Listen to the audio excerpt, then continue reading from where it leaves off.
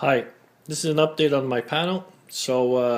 What's happening now is I've included some LEDs here on the bottom. These are for block detection. These are red LEDs going up along, and a bunch of them are installed. A few of them are still missing. For instance, in this corner, a couple on these tracks here, a couple on these tracks here.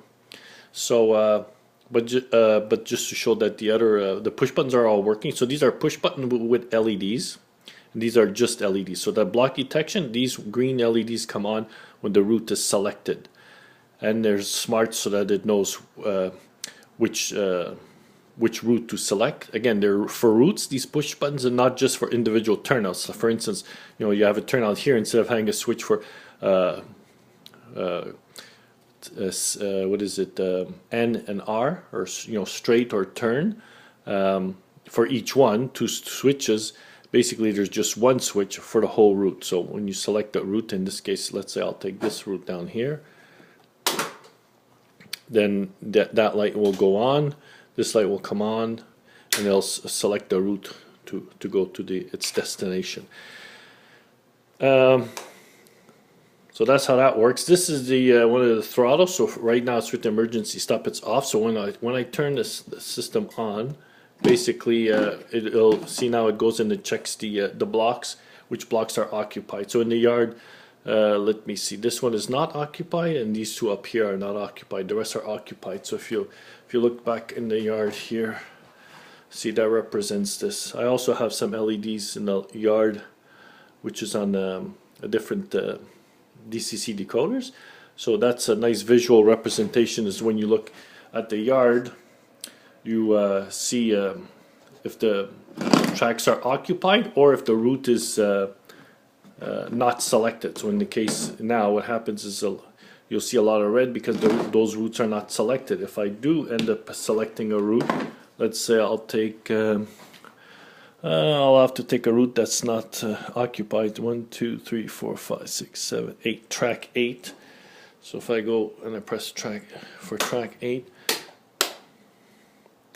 see, this LED turns green, and the one at the other end turns green, and the tracks are flipped.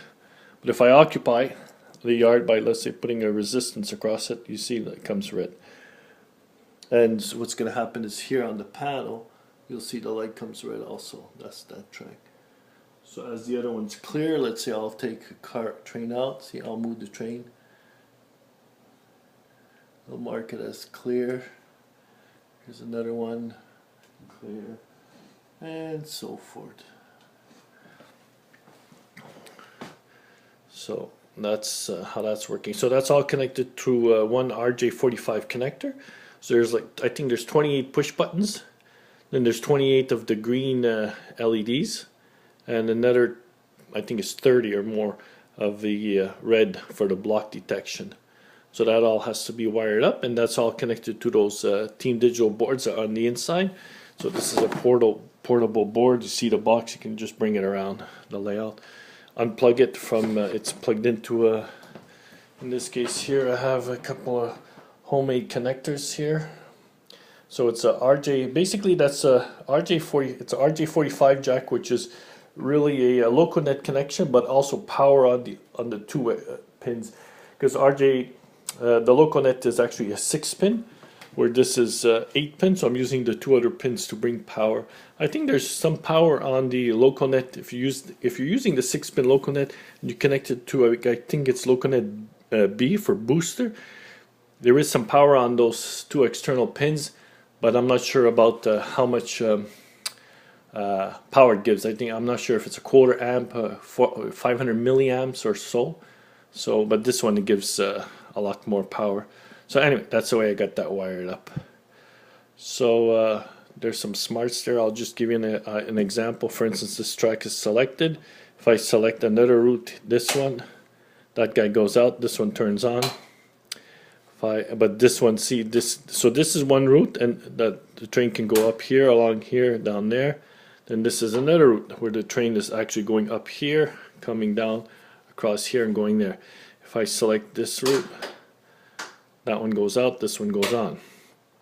If I select this route, which means the track is, it's going to come up by here, but it's going to go down to this track.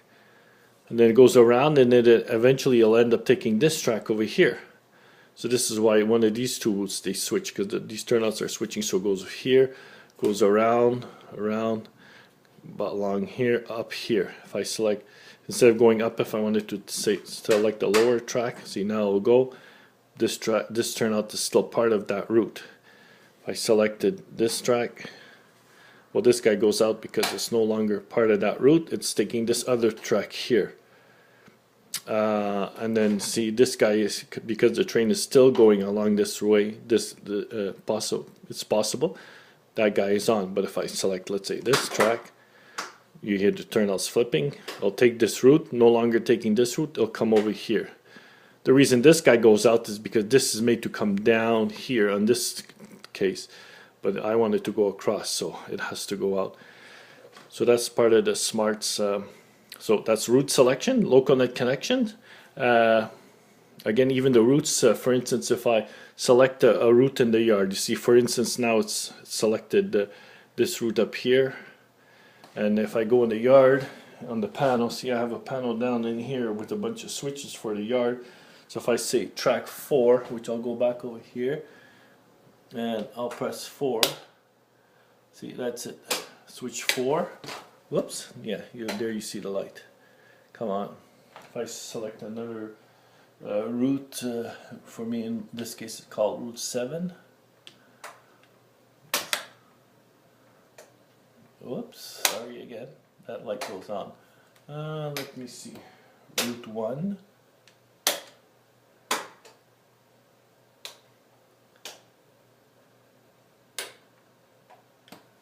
Where's route 1?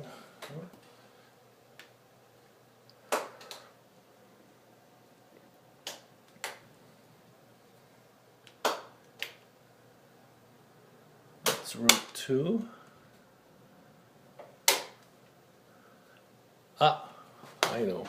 Because route 1 is actually, if I can go to this guy, turn out, I think it's 41.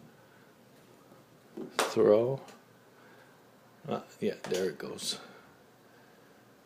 So I could even call it up from the command station. If I say 7 throw, whoops, 0 0 0 7 throw. Then see that light turns on. 11 throw. That block turns on. So you can turn it on from any one of the remotes. You can turn it on from the command station, well, from the control panel, I mean. If you have the computer connected, it'll also go on. I also have, hang on, I'll pause.